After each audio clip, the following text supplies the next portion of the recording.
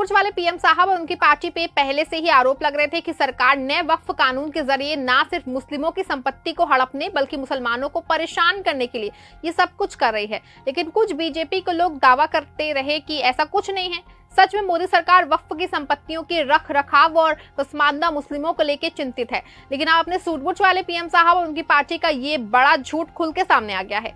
एक और जहां सुप्रीम कोर्ट ने नए वक्फ कानून पे रोक लगा रखी है, तो वहीं दूसरी ओर मुस्लिमों की वक्फ संपत्तियों पे डोरे डालने के लिए मोदी सरकार नया फंडा ले आई है जो 6 जून से एक्टिव होने वाला है। ऐसे में सवाल ये खड़ा हो रहा है कि क्या ये वक्फ की संपत्तियों पे डिजिटल बुलडोजर चलाने की तैयारी है? मोदी सरकार कौन सा नया फंडा ले आई है? क्या ये नया फंडा सुप्रीम कोर्ट की अवमानना नहीं है? ये सब कुछ मैं आपको अपनी इस रिपोर्ट में बताऊंगी। साथ ही इस पर भी चर्चा करेंगे कि आखिर कौन सी वजह है कि बार बार मोदी सरकार मुस्लिमों के वक्फ के पीछे पड़ी है। नमस्कार, आप देखना शुरू कर चुके हैं 4 PM और मैं हूं आपके साथ सिमरन। दोस्तों, वक्फ पे अपने सूटबूछ वाले पीएम साहब की सरकार ने एक नया पोर्टल लॉन्च किया है। नाम है उम्मीद पोर्टल। नाम भले ही उम्मीद है, लेकिन मुस्लिम समुदाय के लिए ये शक और शंका का गेटवे बन गया है। कहने को तो ये पोर्टल वक्फ बोर्ड की संपत्तियों को डिजिटलाइज करने के लिए है। सरकार का दावा है कि इसमें पारदर्शिता आएगी। सरकार की ओर से दावे किए गए हैं कि इसमें कहा गया है कि 6 जून को उम्मीद पोर्टल लॉन्च होगा। देश में वक्फ की जितनी भी संपत्तियां हैं उसका 6 महीने में पंजीकरण जो है वो कराना होगा। अगर 6 महीने में कोई वक्फ संपत्ति पंजीकृत नहीं होती है तो इसे विवादित मानते हुए वक्फ ट्रिब्यूनल को भेज दिया जाएगा और फिर ऐसी संपत्तियां जो वक्फ पे दर्ज नहीं होंगी उसे अवैध मान के सरकार अपने कब्जे में ले लेगी। लेकिन सवाल यह है कि जो पोर्टल सरकार ने लॉन्च किया है उसकी हकीकत क्या है? क्या सरकार ने ठीक उसी तरह कदम नहीं बढ़ाया है कि जिस पे सुप्रीम कोर्ट ने रोक लगाई थी? आपको बता दें कि अभी हाल ही में पूर्व सीजीआई संजीव खन्ना ने नए वक्फ कानून के 3 बिंदुओं पर सुनवाई करते हुए 3 अहम बिंदुओं पे स्थगनादेश जारी किया था। इसमें वक्फ बाय यूजर का मामला, यानी कि संपत्ति पे वक्फ बोर्ड के एक तरफा अधिकार को चुनौती मिली थी। सुप्रीम कोर्ट ने राज्य सरकारों को निर्देश दिया गया कि वक्फ संपत्तियों को विवादित मानते हुए कोई निर्णय ना ले और किसी भी नए वक्फ संपत्ति की पहचान या रजिस्ट्रेशन पे रोक लगाई जाए। अब सोचिए, अब जब सुप्रीम कोर्ट ने नए रजिस्ट्रेशन पे रोक लगा दी तो मोदी सरकार उम्मीद पोर्टल के जरिए से रजिस्ट्रेशन क्यों करवा रही है? क्या ये सीधा सीधा अवमानना नहीं है? ऐसे में सवाल ये है कि उम्मीद पोर्टल लोकतंत्र है या डिजिटल तानाशाही? किस कानून के तहत मोदी सरकार एक ऐसे पोर्टल पे काम कर रही है जो खुद सुप्रीम कोर्ट के निर्देशों के खिलाफ खड़ा है? क्यों ये सरकार बार बार मुस्लिम समुदाय की धार्मिक संस्थाओं और संपत्तियों को निशाना बनाती है? बता दें आपको कि भारत में वक्फ संपत्तियों की संख्या लगभग 6,30,000 से ज्यादा है। इसमें मस्जिदें, कब्रिस्तान, मदरसे, धर्मार्थ संस्थाएं, स्कूल और सामाजिक संस्थान शामिल हैं। कुल जमीन लगभग 8 लाख एकड़ है। अगर इसका मार्केट वैल्यू देखा जाए ना तो ये आंकड़ा 14 से 15 लाख करोड़ रुपए तक पहुंचता है। अब सोचिए, इतनी संपत्ति पे सरकार की नजर क्यों ना हो? आपको बता दें कि उम्मीद पोर्टल का उद्देश्य कहने को डिजिटल रजिस्ट्रेशन है, लेकिन इसका सीधा मतलब है कि सभी वक्फ संपत्तियों को सरकार के रडार पे लाना है। ऐसे में सवाल ये भी है कि सिर्फ वक्फ की संपत्तियों का सरकार रडार पे क्यों लाना चाहती है? क्या मठ मंदिरों की संपत्तियां सार्वजनिक नहीं होती चाहिए?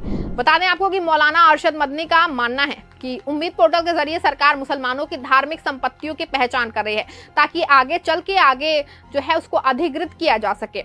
ये सीधा हमला है। AIMIM प्रमुख अजदुद्दीन ओवैसी का मानना है कि सुप्रीम कोर्ट ने जब रजिस्ट्रेशन पे रोक लगाई है तो मोदी सरकार किस अधिकार से ये पोर्टल चला रही है? ये अदालत की अवमानना है। All India personal law board का कहना है कि वक्फ एक धार्मिक ट्रस्ट है और इसमें किसी भी तरह की सरकारी घुसपैठ अल्पसंख्यक अधिकारों का हनन है। ऐसे में सवाल यह है ये कि क्या डिजिटल इंडिया का मतलब अब डिजिटल कब्जा हो गया है? क्या सरकार को इतनी बेचैनी है कि मुसलमानों की कब्रों और मस्जिदों की जमीन तक को अपने सर्वर में लाके कब्जा कर ले?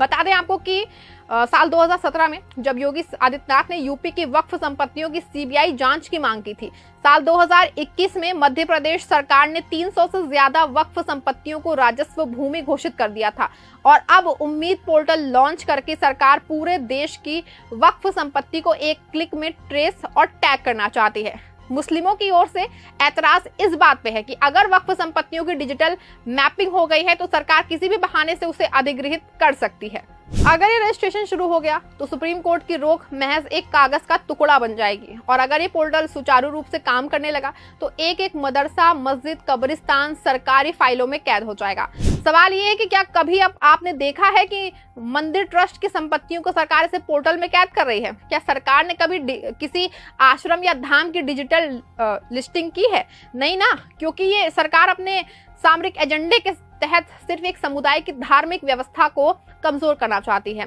पिछले दिनों जब वक्फ कानून अपने पीएम साहब ने सदन के दोनों सदनों से पास कराया और वो राष्ट्रपति के हस्ताक्षर के बाद जब कानून बना तो सीधे इस कानून को सुप्रीम कोर्ट में मुस्लिमों ने चुनौती दी। पहले तत्कालीन सीजेआई संजीव खन्ना ने रोक लगाई, फिर इस मामले को नए सीजेआई बीआर गवई ने सुनवाई की है। बता दें आपको कि 3 बिंदुओं पर रोक की फाइनल सुनवाई 2 दिन से ज्यादा तक चली। इसके बाद सीजेआई बीआर गवई ने पूरे मामले पे फैसला सुरक्षित रख लिया है। लेकिन अब नई याचिका पे सुप्रीम कोर्ट ने मोदी सरकार और राज्य सरकारों को नोटिस जारी करके 1995 के वक्फ कानून के लिए जवाब तलब किया है। ऐसे में सवाल ये है कि जब सुप्रीम कोर्ट ने फैसला सुरक्षित रख लिया है और अभी आगे फैसला और सुनवाई होने है, तो फिर उम्मीद पोर्टल पर रजिस्ट्रेशन कितना सही है। आपको बता दें कि वक्फ की संपत्तियां सिर्फ मुसलमानों की संपत्ति नहीं बल्कि एक पूरे समुदाय की पहचान, उसका इतिहास, उसकी धार्मिक स्वतंत्रता है, और उसे उम्मीद जैसे सुनहरे नाम के पीछे छुपा के डिजिटल औपनिवेशिकता लागू की जा रही है। क्या मुस्लिम संगठनों को मिलकर सुप्रीम कोर्ट में याचिका डालनी चाहिए? सिविल सोसाइटी को इसे एक संविधान विरोधी कदम घोषित करना चाहिए और मीडिया को सरकार से पूछना चाहिए कि क्या सुप्रीम कोर्ट अब सिर्फ एक कंसल्टेंसी बन के रह गया है। एक तरफ प्रधानमंत्री कहते हैं कि सबका साथ और सबका विकास, और दूसरी तरफ उन्हीं की सरकार एक पूरे समुदाय की धार्मिक और सामाजिक संपत्ति पे डिजिटल कब्जा करने में लगी है। अगर ये उम्मीद है तो डर किसे कहते हैं? अगर ये पारदर्शिता है तो सुप्रीम कोर्ट का आदेश क्या झूठ है?